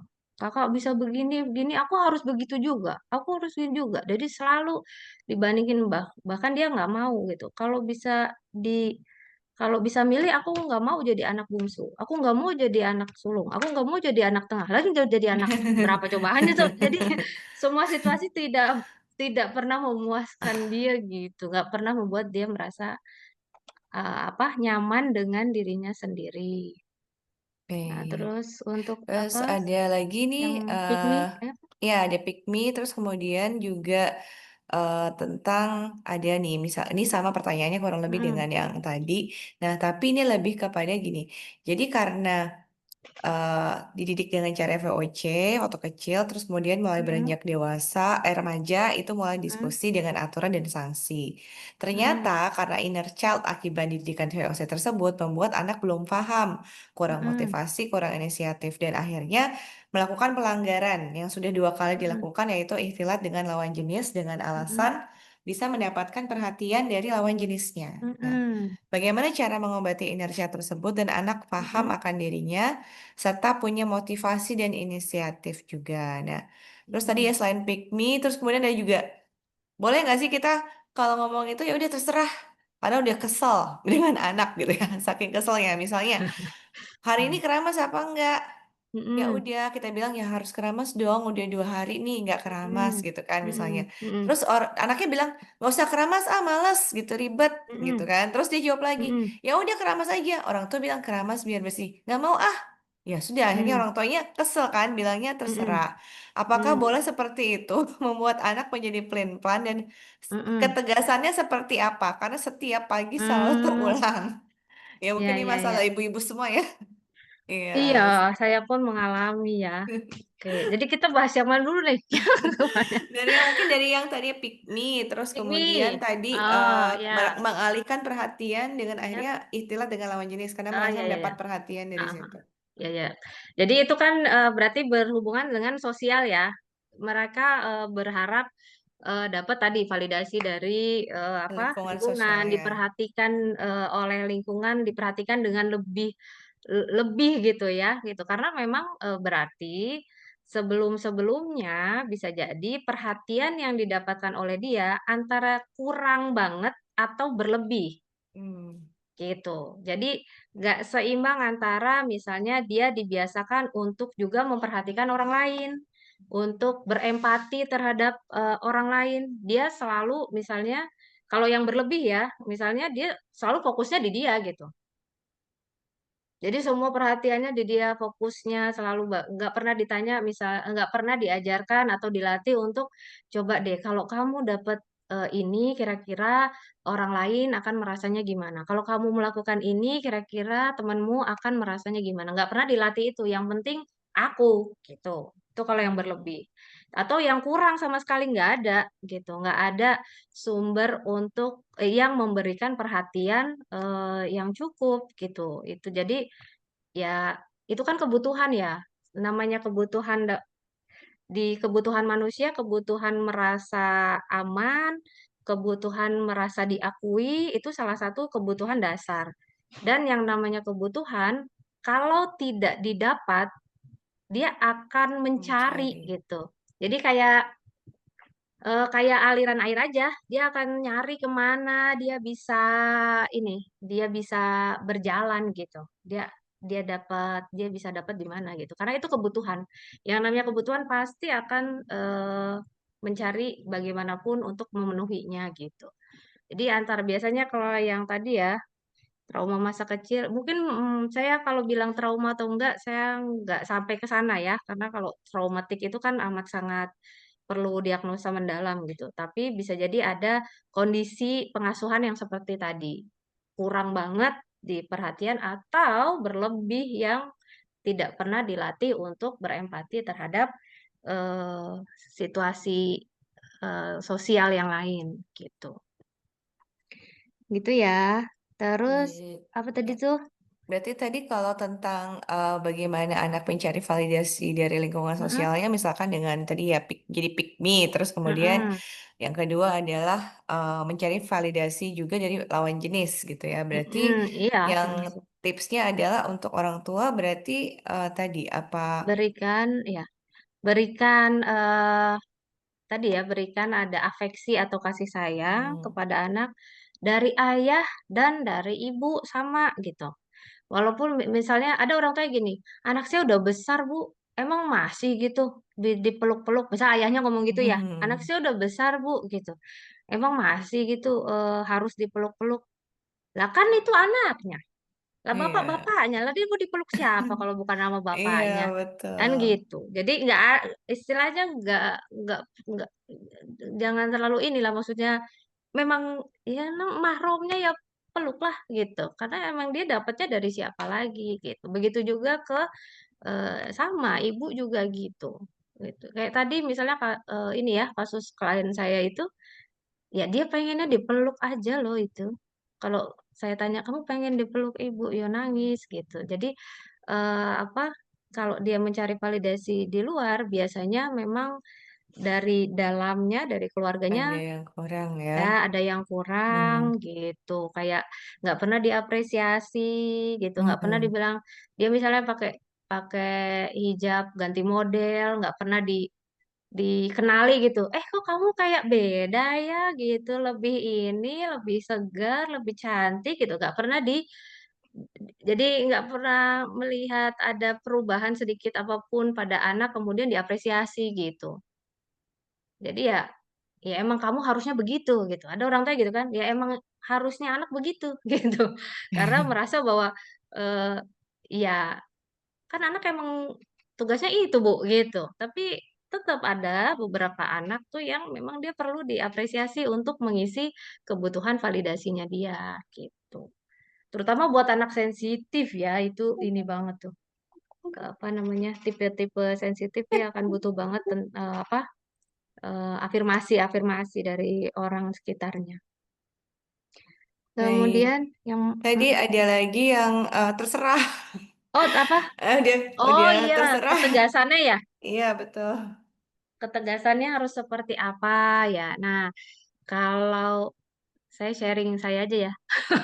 Kalau di Iya. rumah, kalau di rumah itu udah ada misalnya aturan gitu ya.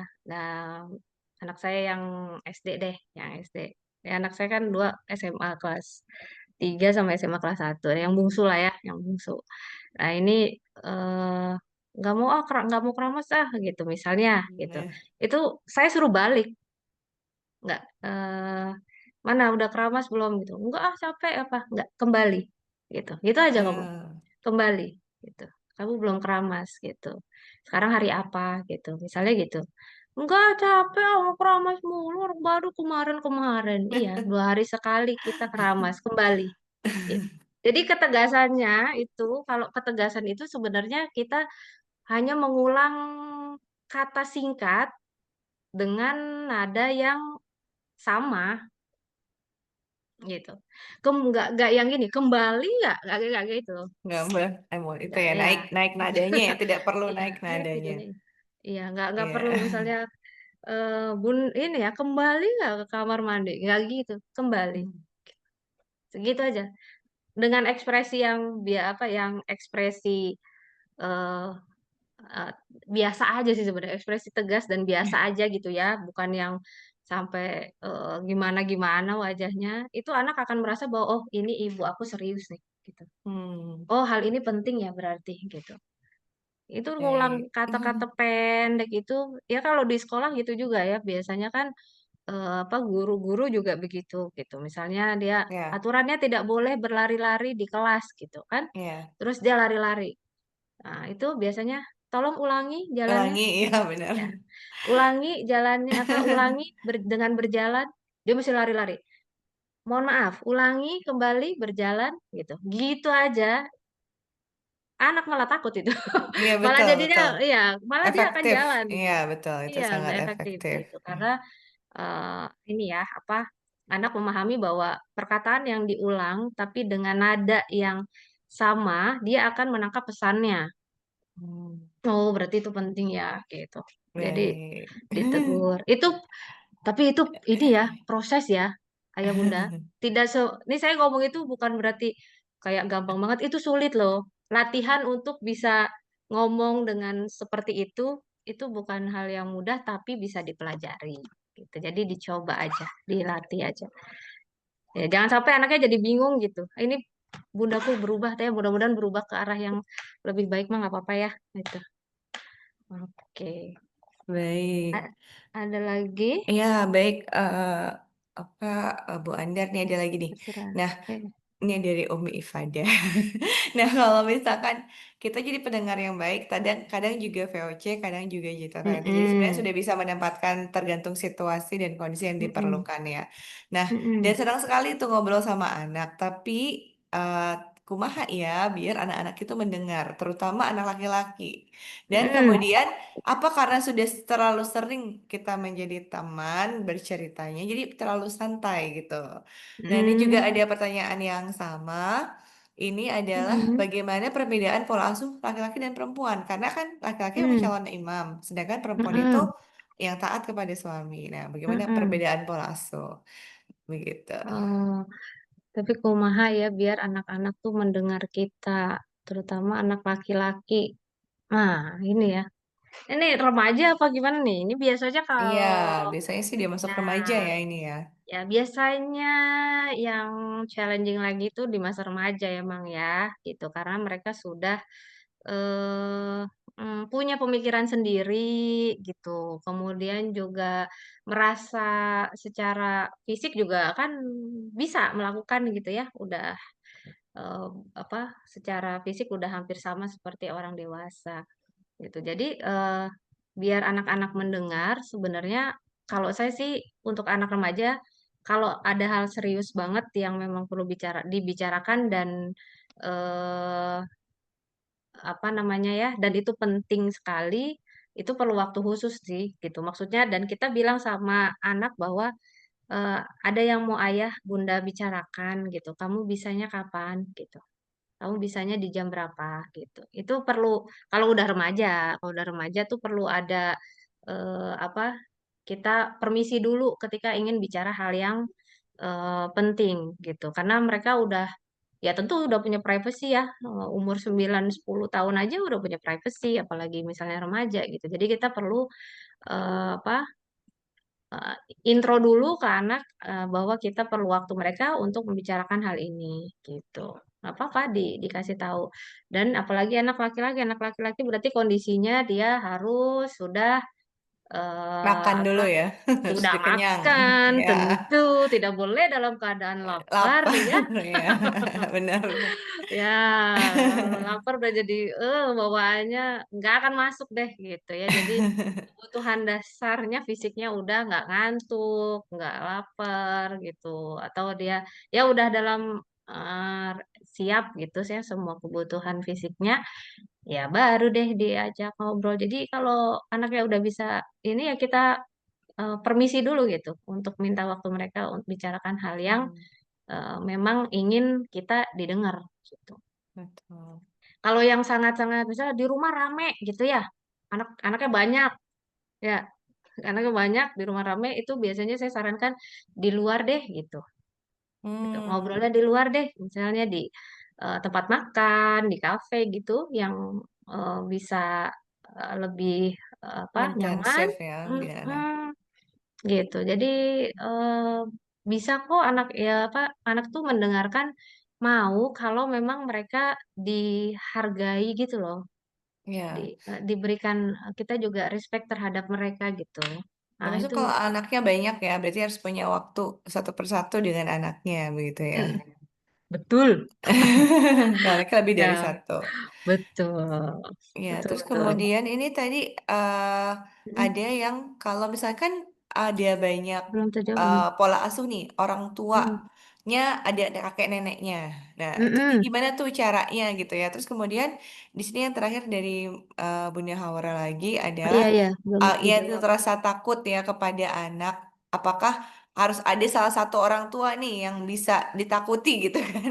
Misalnya yang Hmm, satunya tempat emang dia ayah kan kepala sekolah ya kalau di rumah, kemudian ibunya adalah mm-mm. madrasahnya. Nah, apakah memang jika dia tidak mau melakukan, kita bilang nanti ayah dimarahin ayah loh gitu supaya nurut gitu kan? Apakah Hmm, salah satu orang tua ada yang ditakuti, salah satu tempat lagi adalah tempat merajuk? Apakah seperti itu ataukah sama? Gimana tuh, Bunda, Bu Andar? hmm, iya. Tadi yang apa tadi tuh? Yang pertama Ya, berkaitan sama yang pertama berkaitan dari tadi ada yang ketinggalan ya. Bagaimana dari Bunda Tio ini kami sering merasa pola Oh asuh iya yang kami iya iya terapkan oke oke berbeda oke dengan orang berbeda lain, seperti kakek ya dan nenek. Ya, oke. Nah ini kebetulan saya juga tinggal bersama eh, orang ibu tua ya. ya ibu mertua. Kalau dari awal ada ayah mertua gitu kan udah nggak ada ayah mertua. Jadi memang dari awal itu ada kakek nenek, ada pengasuh dan yang lainnya.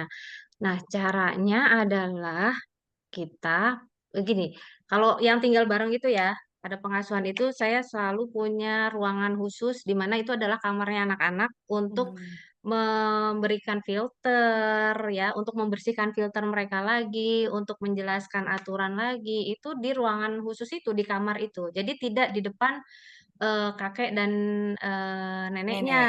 Hmm. gitu.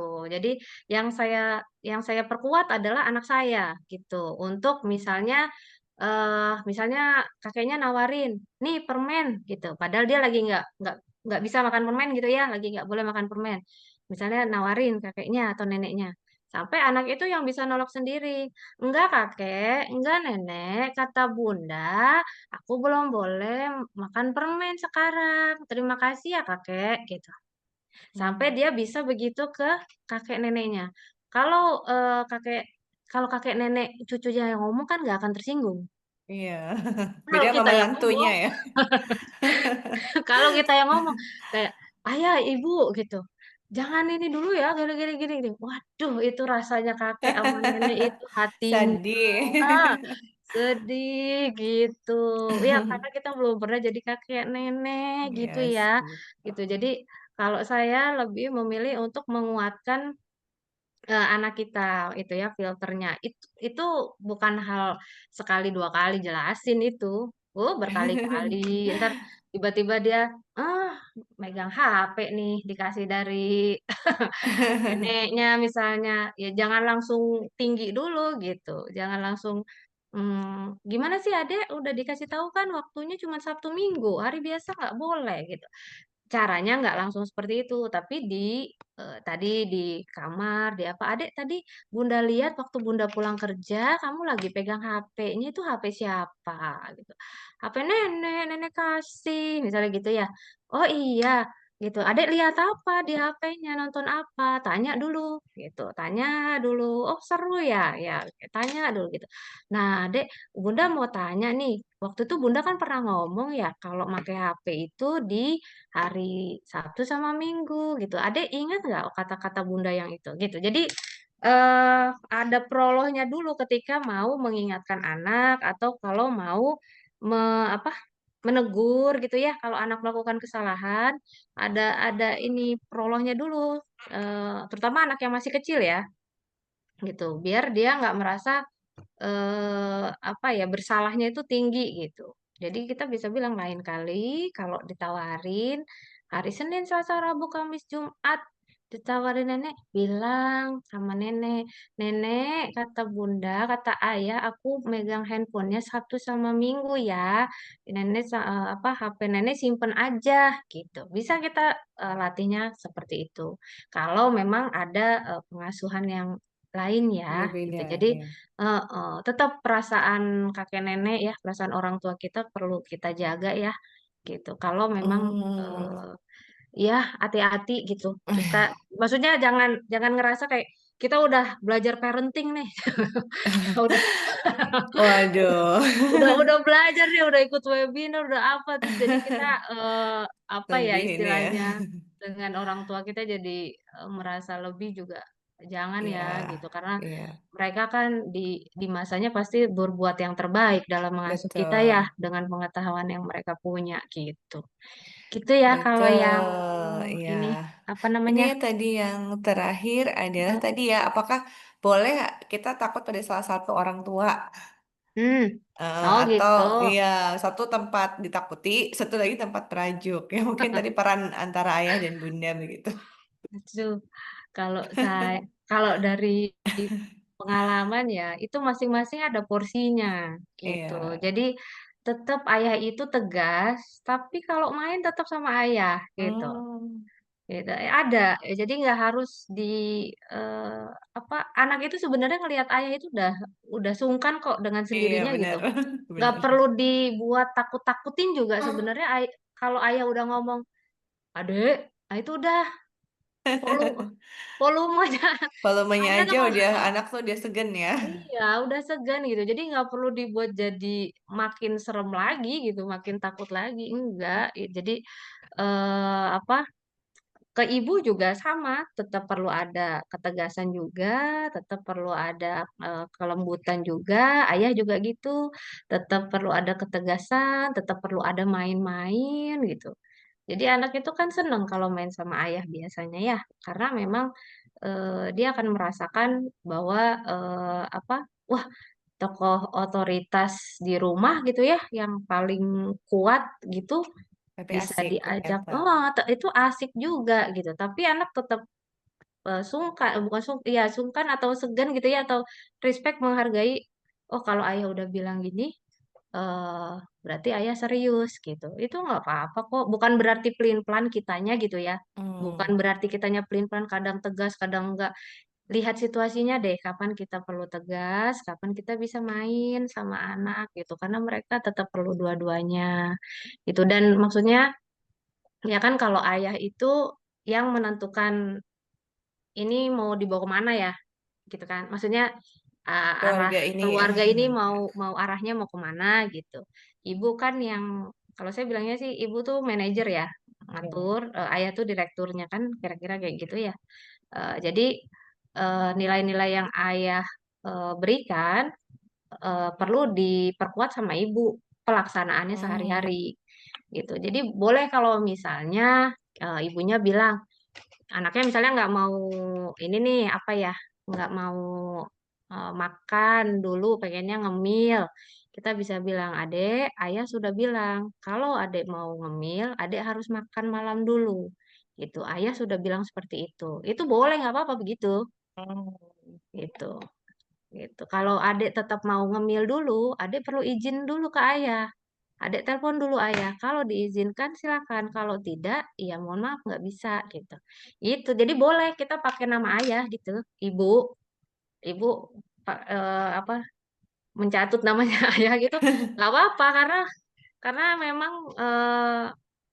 itu kan apa ayah itu kan figur yang tadi akan membawa kemana gitu. Jadi ibu boleh, cuman nggak usah sampai yang "Oh, nanti dibilangin ke ayah loh kayaknya nggak usah." Agak ancaman ya. Oke. Iya. Bilang aja kalau kamu itu izin dulu ke ayah, telepon dulu, WA dulu. Kalau ayah belum kasih bilang iya, ayah belum bales chatnya, ayah belum apa ngomong iya ke kamu, ya tahan, nggak bisa, bunda nggak bisa kasih, gitu bisa ya.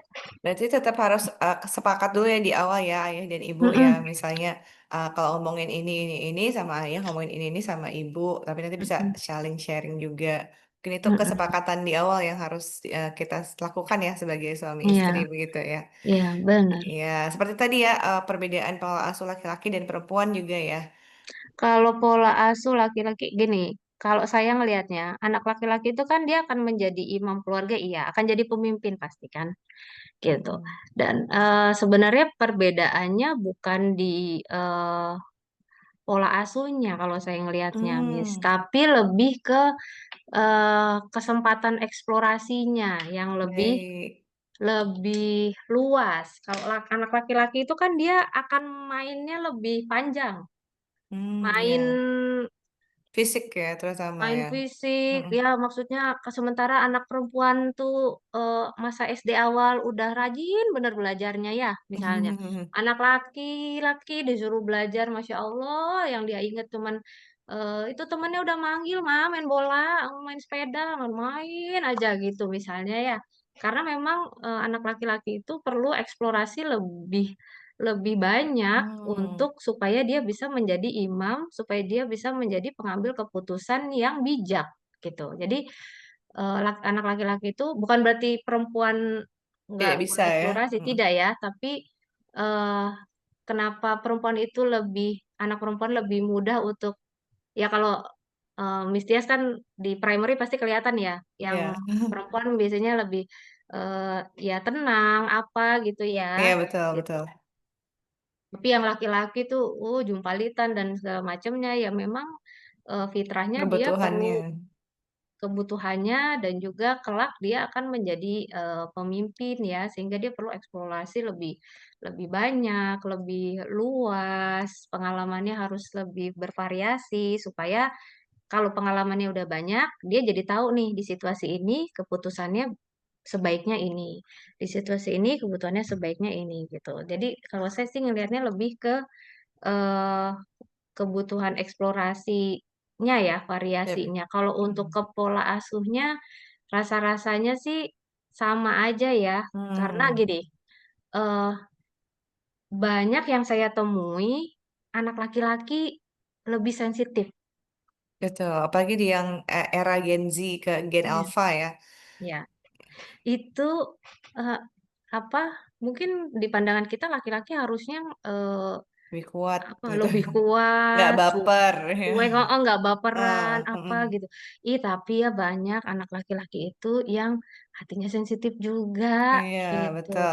Dan itu bukan kelemahan loh gitu. Itu Mm-mm. adalah potensi yang dimiliki oleh anak laki-laki karena kelak dia akan jadi ayah yang perlu penuh Mengasihi dengan ya. kasih Mm. sayang gitu. Jadi eh, saya lebih apa lebih menyorotinya adalah eh, temperamen atau karakter masing-masing anaknya itu gitu. Jadi pola Mm. asuh juga perlu melihat dari temperamen atau karakter dari masing-masing Masing-masing anaknya, anak terlepas dari dia laki-laki atau atau perempuan, perempuan. pas Tapi di kalau gender. kebutuhan eksplorasi itu memang eh, banyak sekali dibutuhkan anak laki-laki dengan tujuan ketika dia nanti jadi pemimpin di masa depan, dia bisa banyak pengalaman, jadi memutuskan sesuatu juga jadi lebih bijak gitu. Betul. Gitu pandangannya. Ya, Baik, terima kasih sekali buat Bu Andar kita yang telah memberikan.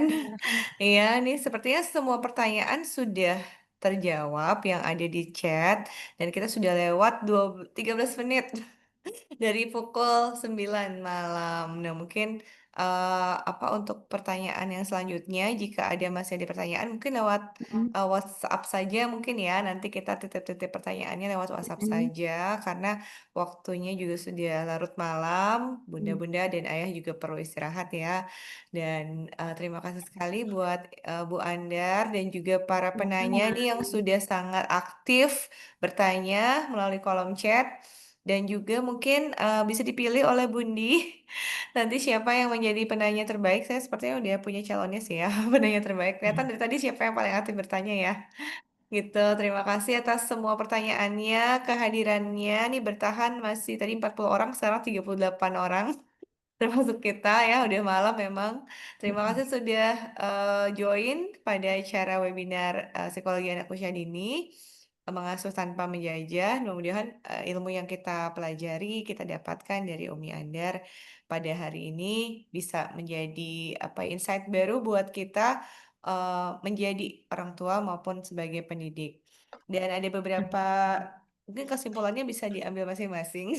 Tapi ada beberapa hal yang saya catat yang sangat penting di sini bahwa pola asuh adalah cara dan bagaimana itu menyesuaikan pola dan juga nilai normal. Dan kemudian untuk gentle parenting tidak berarti bahwa gentle parenting itu lembut gitu ya, lunak gitu ya. Tapi adalah bagaimana dan tidak boleh marah, tapi bagaimana pengekspresian emosi marah yang tepat. Nah, terus kemudian ada tips-tips yang tadi diberikan, yaitu dengarkan anak dan pahami, kemudian hold response, jadi dengan oh gitu ya, terus gitu ya.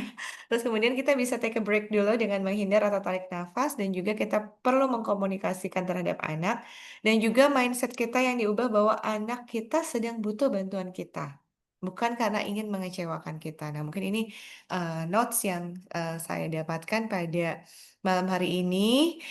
Terima kasih sekali untuk semua partisipan yang sudah mendaftar dan juga sudah join. Dan juga terima kasih untuk Umi Andar, Bunda Andar, Bu Andar. Sama. Terima kasih banyak atas semua ilmunya. Mudah-mudahan terus bermanfaat dan menjadi amal jariah juga untuk Bu Andar dan keluarga. Terima kasih. Iya, saya kembalikan lagi kepada Bundi. Apakah Bundi masih aktif di sini? Masih ada kok, Aktif. Mbak. Oh iya, Nggak kembali lagi ya kelihatan ya. kepada Bundi. Bundi. Ya, jadi Iya, sama-sama dari tadi terima kasih sekali menyimak kok, buat Kak. semuanya. Alhamdulillahirrahmanirrahim. Terima kasih banyak Bu Andar yang sudah Sama-sama Bundi. memaparkan materi yang luar biasa sekali dan sebuah kehormatan bagi kami, Bu Andar, bisa apa ya sharing. Mudah-mudahan tidak kapok ya Bu kalau kapan-kapan kami undang kembali. Aman, aman, insya Allah. Ya. Dan terima kasih Terima banyak kasih juga juga sudah kepada diajak. Miss Tiasti yang Mm. sudah memandu acara pada malam hari ini. Dan juga tak lupa kepada ayah bunda semua, Masya Allah ya. Semuanya antusiasmenya luar biasa, pertanyaannya banyak sekali dan menarik gitu ya. Bahkan tadi saya juga merasa apa ya, ada yang benar-benar hampir semua itu merefleksikan dirinya masing-masing gitu ya, relate banget. Makanya saya bilang nih ini materi yang luar biasa gitu ya. Dan sebelum kita tutup, mungkin kita foto bersama dulu ya teman-teman. Yang bisa buka kamera, silakan dibuka kameranya. Silakan on cam, Untuk yang slide bisa on pertama dulu, cam. silakan. Satu, dua, senyum. Satu, dua, tiga. Ya, tunggu dulu Oke. semuanya Pakai apa berfoto. baru buka Tunggu dulu ya. baru dibuka Satu, dua, Bundi. tiga. Sudah siap? Oke, satu, dua, tiga. Oke, Oke, kemudian kita ke sekarang di slide slide kedua. kedua. Slide kedua, Ayo satu, slide dua, kedua tiga. siapa nih? Belum ada yang Belum, buka. udah malam Bundi. Nggak apa-apa. Iya. Oke. Baik, untuk penanya terbaik, apakah mau diumumkan Bundi? Saya sih udah nemu ya, tapi Iya, mungkin saya juga sudah eh nemu sih. oh sama ya. Baik, nanti Iya. grup aja kali ya Mbak kita Iya, share ya. baik. Nanti Oke. kita akan share di grup yang mendapatkan hadiah untuk penanya terbaik. Nanti kita akan hubungi juga melalui grup chat. Sekali lagi terima kasih atas kehadirannya dan terima kasih juga untuk komunitas psikologi anak usia dini dan juga kepada Eluni UI wilayah Banten yang telah menjadi apa namanya media komunikasi kita pada hari ini. Mungkin sampai bertemu pada acara webinar parenting selanjutnya dari komunitas psikologi anak usia dini. Terima kasih Ya. semuanya. Terima kasih Bundi, terima kasih Bu Andar, terima kasih Makasih semua Bundi, terima kasih partisipan. Miss Sama-sama Bu Tias dan Anda, Ya, Ayah Bunda Bu semua. Eda, sehat selalu. sehat Semoga Sehat selalu. merdeka selalu, belajarnya. Insya Allah. Assalamualaikum Selamat. warahmatullahi Bahagia wabarakatuh, selalu dalam teman-teman. Iya, mengasuh anak. bahagia selalu insya Semoga apa yang Allah. didapatkan Enjoy the bisa moment ya. dipraktekkannya. Insya Allah. Insya Allah. Dadah, ini saya kayaknya baru semua deh. Biasanya Iya, saya hafal peserta-pesertanya, ini kayaknya baru. Jadi iya nanti Bundi. jangan keluar dari grup, join ke grup besar ya. Nanti saya Iya, share nanti share lagi linknya link grup supaya dapat besar info webinar-webinar selanjutnya. selanjutnya. Baik, ditutup dengan baca hamdalah sama-sama teman-teman. Alhamdulillahirabbil Alhamdulillahirobbilalamin. alamin. Dan sebanyak-banyaknya. Astagfirullahaladzim, astagfirullahaladzim, Dan astagfirullahaladzim. penutup majelis. Subhanaka Subhanallah. Allahumma wa Subhanakallahumma bihamdika asyhadu an Asyhadu la an la ilaha ilaha illa illa anta anta astaghfiruka wa astaghfiruka atubu wa ilaik. atubu ilaik. Assalamualaikum warahmatullahi wabarakatuh. Mohon maaf segala Waalaikumsalam kekurangan dan warahmatullahi kesalahan. wabarakatuh. Salam Dadah. Terima kasih warahmatullahi wabarakatuh. semuanya. Terima kasih Bu Anda. Terima kasih Bundi. Ya, Terima kasih Sama-sama. Tias. Terima terima kasih ya Bunda. kasih, terima kasih. Assalamualaikum. Salam. Sehat Waalaikumsalam selalu warahmatullahi semuanya. Assalamualaikum warahmatullahi wabarakatuh. wabarakatuh. Waalaikumsalam, terima kasih semuanya. Izin live ya Iya, sekarang. iya. Oh ya. Makasih ya, Ya. Bu Salam kenal Anda. Bundi. Terima kasih Ya, Bu Anda. makasih. Ya. Sama-sama, terima kasih semuanya. Wajazakum. Selamat beristirahat, Iya, selamat terima berakhir kasih Mbak Ti. pekan. Selamat istirahat. Ini saya paling beberapa doang yang saya kenal. Sisanya Iya, semuanya memang kayaknya ini dari karena kemarin. iya karena kita memang Alhamdulillah share-nya di banyak. grup Iluni dan Banyak, grup-grup lainnya. Alhamdulillah Iya. banyak.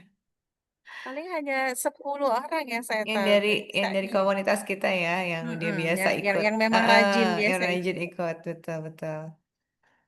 Oke, Iya, selamat istirahat selamat teman-teman. Saya istirahat. izin stop Iya, ya Mbak. siap Selamat Bundi. istirahat Mbak Tiasti. Makasih Sama-sama, banyak. Sehat selalu. sama-sama Bundi Assalamualaikum dan warahmatullahi keluarga. wabarakatuh. Waalaikumsalam warahmatullahi wabarakatuh.